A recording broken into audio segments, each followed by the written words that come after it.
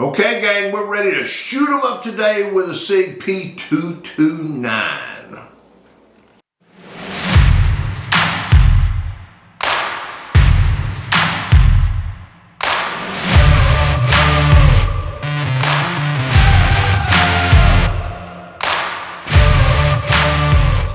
Welcome to the hideout, and we got to do this and get it done because the Grand Munchkins are coming over and I got to lock this place down before it all goes to hell in the handbag. Easter's coming and I got to get ready. But I do have time to talk to you today about a Sig P229. And what we're going to talk about is, do I like it, do I not, in my opinion. Before we get started though, please click subscribe. You know I appreciate it. You know I respond to everything I can. Check us out at sgt1911.com and help the kids over St. Jude. Okay, here we go. P229, what is it? Sig Saur P229. For all practical purposes, it is a smaller version of the Sig P226, which everyone knows the Navy SEALs use. So that makes you a badass if you got a Sig P226. Makes you a recliner Ranger wannabe. Anyway. So we all go with the Sig P229, which is the compact size of the 226. And here's what we got. This is my P229 Pro model. Now, I love Sig handguns, but let me make sure I'm very clear here. Sig 1911s to me are some of the best 1911s straight out of the box. Triggers are always right around 4 pounds. For every one of them. They're well-made handguns. I love them. And then we get into their polymer pistols. I'm going to go just to the other end with the Sig's M17s, M18s, and the 320s and stuff. I'm going to go from love them out here at 1911s to can't stand them down here at the polymer pistols. And then I'm going to go in the middle here, which what I've got is a alloy frame pistol, which is some form of metal. It's heavier, more like the Legions. You guys know what I'm talking about. And then we got a lot heavier handgun. But I'm going to go over this one in some detail because there's some things I really like about it. It's new in the box. I haven't shot it yet. It's been out for years. But if you guys will remember when the 229s come out, you had a 229. And then you had Equinox or something 229. And then you had this version of 229. Then you got this version of 229. And Sig is just basically keeping the same handgun, like I said, 226, and we shorten it. But they're making slight changes that keeps that gun coming back to the market and coming back and coming back. And some people have their favorite. Now this one here is the 229 Pro. Now I'm going to give you a little look at what I'm talking about here. We have these, I don't know, some people want to call them lightning cuts in the slide. You can see them there. That is the big deal on the Pro. That, and we have the spot for the sights in the top, so we can put a red dot on it. Alright, so there is your Pro. Now we've got some night sights on it. See if you can get a look on that. And I like night sights. The front one looks like it's a big green one, which I'm going to like that in the daylight. But we have serrations back here on the back, and we do have them on the side down here on the lower portion of the slide below the cuts. See if you can see those there. I'm going to lock this slide back, and this thing is open. Look at the opening on the side of this thing, so we can throw the casings out. It's just half the slide open. I really like it. Red dot, I'll never use one, but it's there for you guys who will. Take down, real simple, lock slide back, and just like a lot of other ones, you flip this little lever down and then the slide comes off the top. Really nice. Rail underneath, full length guide rod, and then we got this little squared off trigger here. Now, some of these, and when you read about it, it has an adjustable flat trigger. I don't believe this one is the adjustable trigger because it's not flat. Now, I've not looked into great detail, but this is a nice round trigger. It's round, so it's not flat. So I'm going to think that's not the adjustable flat trigger just simply because it's round. Magazine release. This one's set up for a right hand. It is not very stiff. It's got some significantly loose there where you can drop a magazine real nice. I'm gonna roll it back around this side. It's got this traditional Sig external extractor there that's proven to work just fine. You can see it there. Hammer fired, not striker fired, hammer fired. I love that about the gun, it's a hammer fired. This particular one here is double action. And of course, single action. I like that.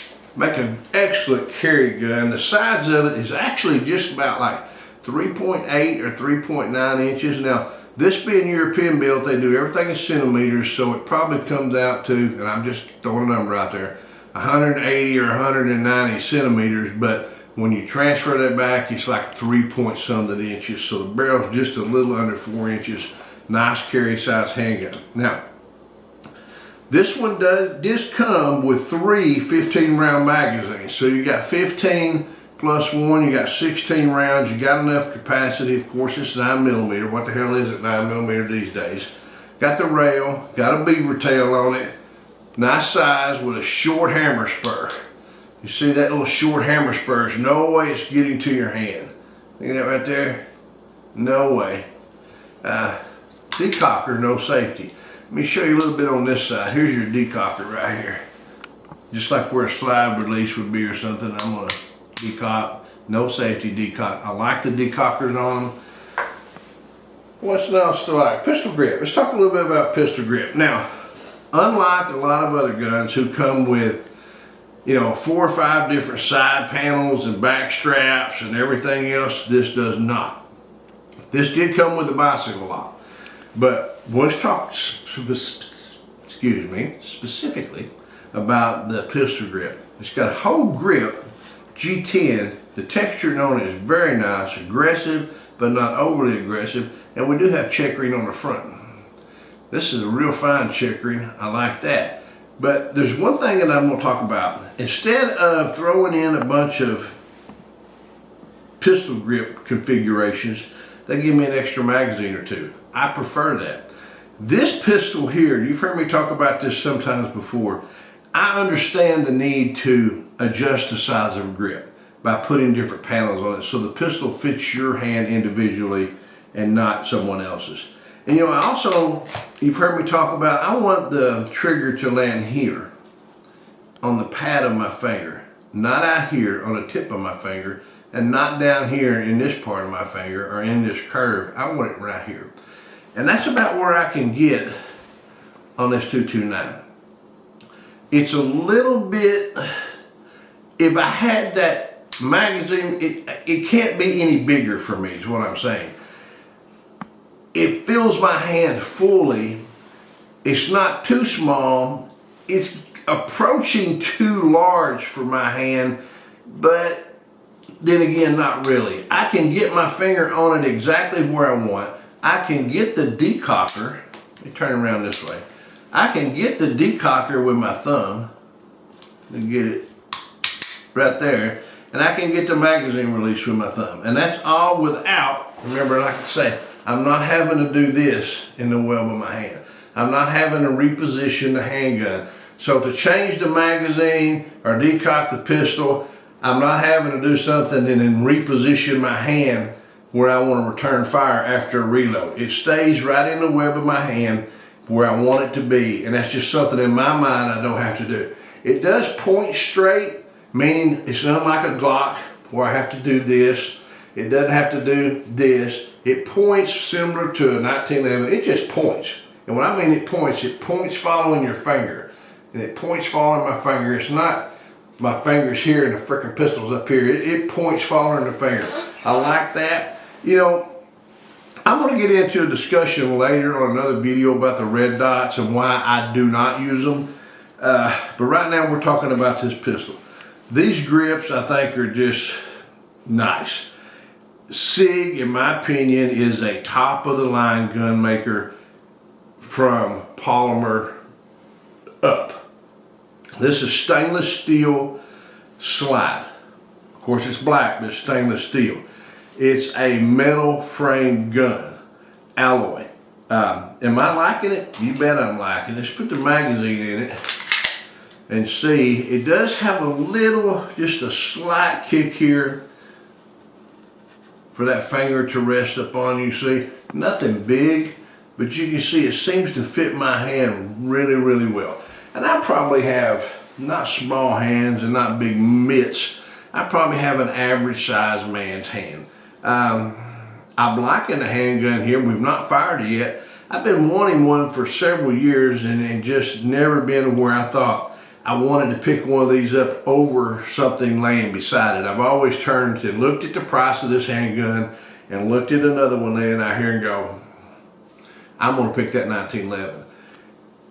You know, this time I was able to make it what I feel a reasonable deal with the guys to help me out on it. And I think I'm gonna enjoy it. Holster selection, this is something I would carry in a polymer holster. In particular, if I could find one that had a locking mechanism here on that, I would. This is a gun that, or a pistol or handgun or self-defense weapon that I wouldn't be afraid to carry anywhere before we fire. Now, it does have significant weight on it. The barrel's short enough that I can get my hand on there, and this G10, I could smash your freaking teeth out and bust your head wide open if necessary. But with 15 9mm, you know, with 15 well-placed shots, I'll be okay. We also, you know, you guys look, and I did a video on the 45 versus 9mm, and I have had thousands of comments about different things. And yes, a well-placed shot is what you want. But I don't believe there's 1 in 100,000 people that every time you pull that trigger, it's a well-placed shot. Well-placed shot will do it with a 22 long rifle. That's not what we're talking about. We're talking about right here, we've got enough capacity to back the bad guy down, chase him across the parking lot. Even if we don't hit him, I'm right on his ass as he's running. And that's what matters. The biggest thing about the handgun is, does it go bang when I pull the trigger? So let's go out and see if it does go. Bang, bang, bang.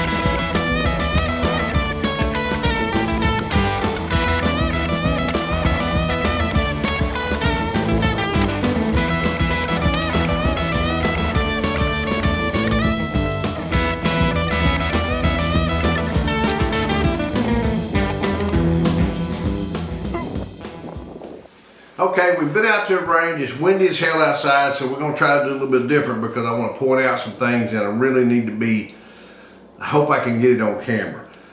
If you were watching, I had a couple of times where I didn't really have a failure to feed. The slide wasn't going all the way in the battery and you could just tap it. Really common for a new handgun. Nobody needs to get your panties in a wad. In particular, like a Kimber 1911, a tight belt gun, built gun. It just takes a little bump and it goes forward. But one thing I'm gonna point out is right here is where that's hanging up. Right here on this feed ramp. You wipe it off a little bit. And what I'm gonna do, I'm gonna take a 9mm here, one 9mm round. I'm gonna take it, I'm gonna show you. What happens is this thing right here just gets, it's not slick enough. Not slick enough.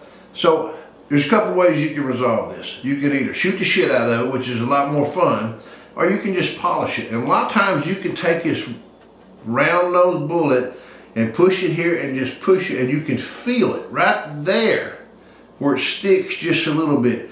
Instead of polishing the whole thing, you can just polish that little area. So here's where the problem was there. We need a break-in period on the gun. Now, one other thing I had problems with that I didn't shoot it as well as I'd hoped to. And the gun always goes where you point it, period. The gun will always, the bullet will always hit where you point the barrel. No exceptions. I missed a few times.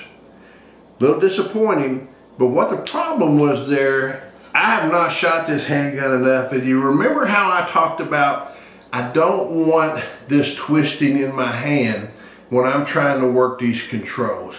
And that's exactly what happened. When I missed a few times, it was when I actually tried to use the decocker as just, let me test the decocker, see how it works. I don't know if you'll remember that in the video, but I would try to do the decocker and twist it in my hand, and I would rotate it a little bit in the web of my hand, and then my sight picture would change, and I would shoot where the barrel was pointing. Problem, I need to practice. Problem number 2, the trigger. That is a long way. Now, in some classes of weapons, especially Glock guys who are used to those shitty triggers, this is a long trigger pull.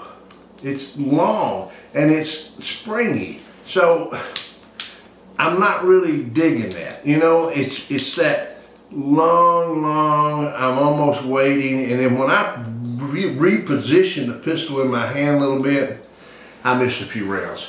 Is that the weapon's fault? No, it's mine. I need to practice with it. It points well, but if I don't get that thing locked in there like it should be and I start to twist, I notice when I actually miss some, I shot just a little bit to the right. So I'm not to learn to reposition.